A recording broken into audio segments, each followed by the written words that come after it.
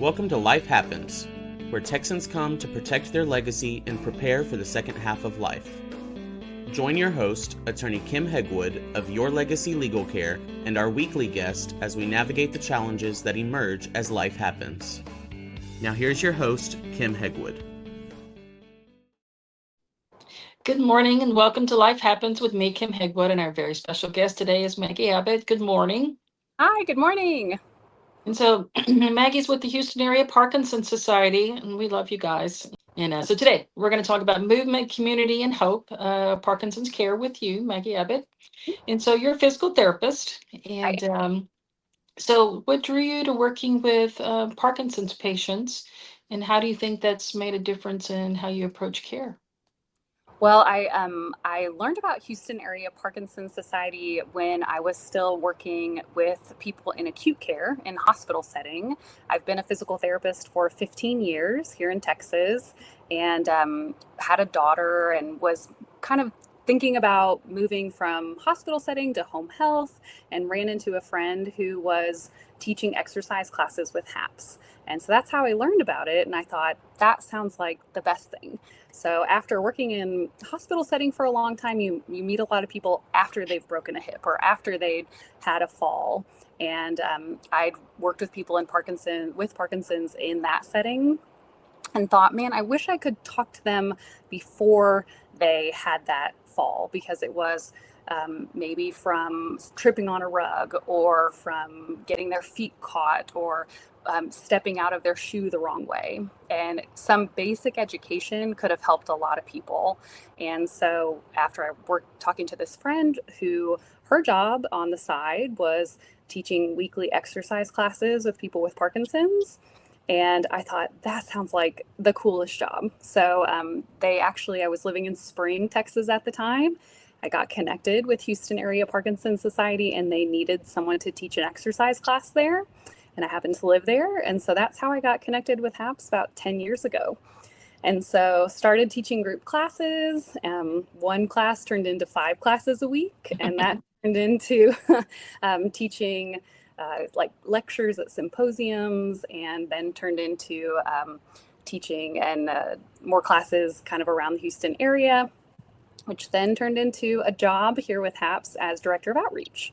So that's kind of my job moved from being a physical therapist kind of in a traditional setting in acute care to home health, where I teach these group classes, to now I work on staff full time.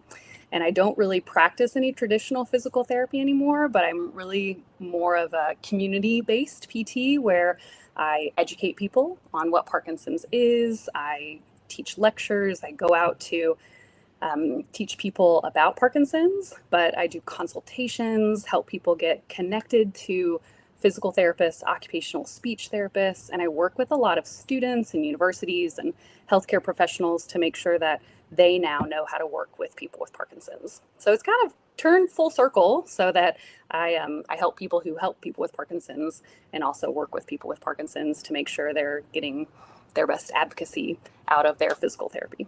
So. Well, it sounds like you've moved from, sorry about that. It sounds like you've moved from one patient at a time to being able to help lots of patients at a time. So that does sound like a good plan. Yeah. And so exercise is often described as medicine for Parkinson's. Can you share some of the specific exercises HAPS offers, and how they benefit patients at different stages of the disease? Definitely. Yeah, definitely. We call exercise the pill you don't take. Yeah. And it's super important. It helps people manage their Parkinson's. So exercise is something that helps prevent that progression of the disease. So it's a valuable tool for people. HAPS offers, kind of like I teach, exercise classes on a weekly basis. And some of our classes, range from general exercise. And what you'll find in those classes are, in an hour-long class, it will be aerobics, cardio to build your heart rate up. You'll find we'll do balance in those classes, coordination to work on timing, because dopamine, the loss of dopamine, which Parkinson's affects, the loss of dopamine, will affect coordination and timing and posture and strength. So you'll find in a general exercise class that we'll work on all those things. We'll work on squats, we'll work on walking, all those things in a 1 hour class. And then it'll be a little different every time. Some classes have strength training. Some classes we offer Tai Chi and yoga. There's a water exercise class. So a lot of Pilates, a lot of strength type exercise classes. And those also involve a lot of multitasking too. So we cover a lot of what the brain needs when there is that loss of dopamine, but different teachers bring different strengths. We have about 36 classes that are virtual or in person all over our service area, which is about the size of New Jersey. So we have classes everywhere and online that meet on a weekly basis. And then we also have sometimes classes that meet like on a 6-week trial. So some classes like meditation. So they're not all exercise per se to build your heart rate, which is super important, but some to kind of help with stress management. Even better. And so I also know that many families struggle with to find, resources and support. And so how does outreach in the Houston community help connect patients and caregivers with what they need the most? Yeah, so outreach it's different for each person and family. We try to. This is one great way to do it, to spread the message of HAPS being here for people with Parkinson's and Parkinson's associated disorders. So Parkinsonism, Parkinson's with dementia. But HAPS offers, everything for free, all of our services and programs and education, support groups. We have a ton. You can learn more about it on our website, haps.org. So we are out there at health fairs. We have brochures in doctors' offices and neurologists' offices. We are online. If you're searching Parkinson's in Houston, we pop up. Friends and family, hopefully, if they know about the diagnosis and learn it from here, can share that news with other people. But when people and caregivers have different needs, we really hope people will call and talk to our social worker, and they can leave a confidential voicemail and let us know what needs they have. So we don't have a one size fits everyone. We have support groups for people. We have exercise classes. We have educational programs. And then sometimes we just have folks that call and talk to somebody once a year. So we have a range of services and groups that some people are using our services to find a doctor. Some people are using our services to get a little education or come to our educational programs. And then some people are using our services to get financial aid, to get respite care services, to get different needs met based on what they need. So it's a complicated way to answer. It depends on what someone needs. Our goal is to help reduce someone's fear and isolation related to a Parkinson's diagnosis and manage their life and journey with Parkinson's. Well, honestly, honey, it sounds like you do a lot. There's a lot.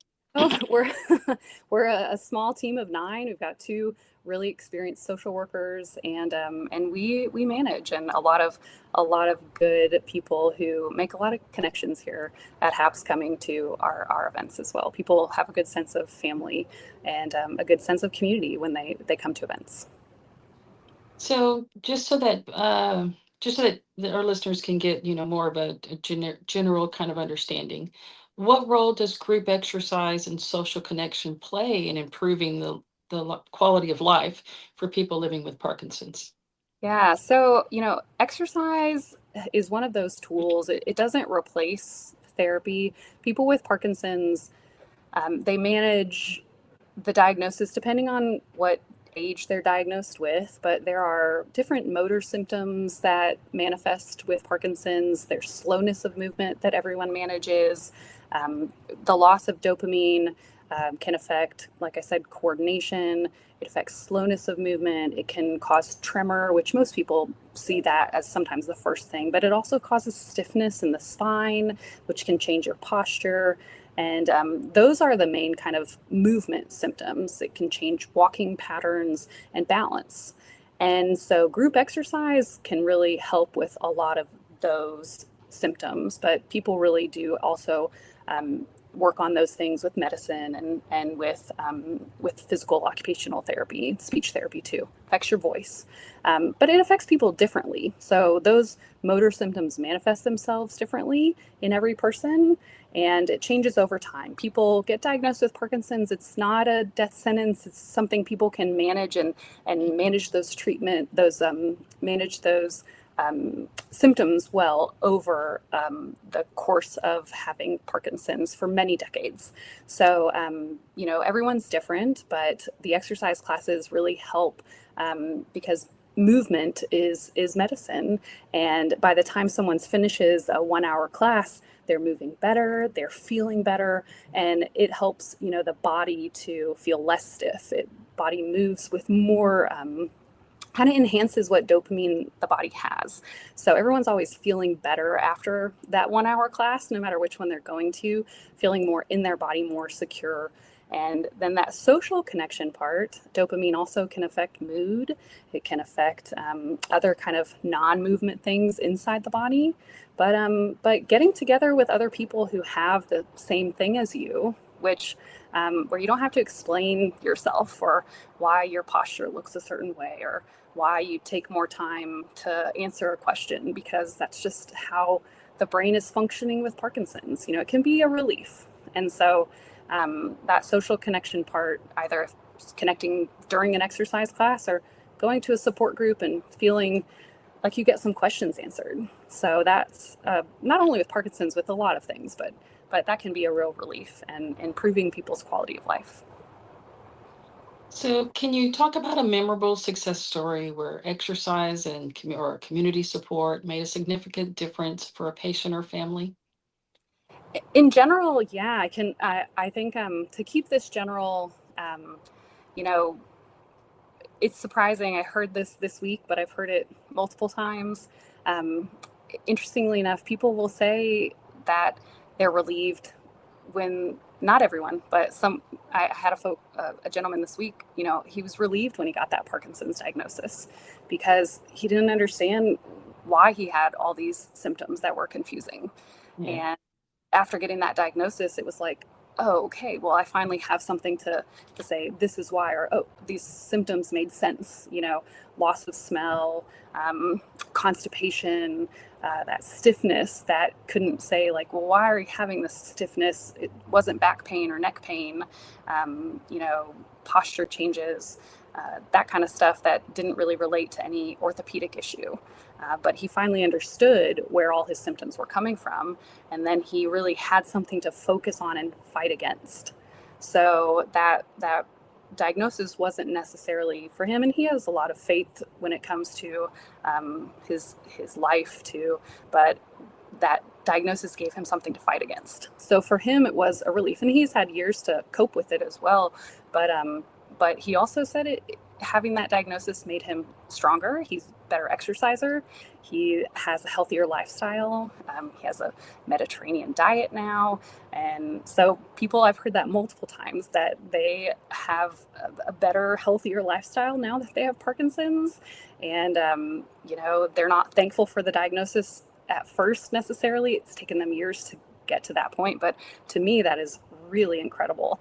I've met some really strong and incredible people with just incredible outlooks on life. And to have to live with a diagnosis like that for decades, it's been really, really something to watch people have routines where you have to take medicine multiple times a day. You have symptoms that affect your whole body. It's hard to get out of bed in the morning. You're stiff, you're uncomfortable, it affects your balance. But people really, they fight, and they have some tenacity that is admirable, and some positive outlooks on a difficult diagnosis that is just incredible. So I mean, I've heard that multiple times, and not everybody's that way, but Yeah. it's been incredible to meet people like that. That's awesome, because I wouldn't have expected that. So that's good to know.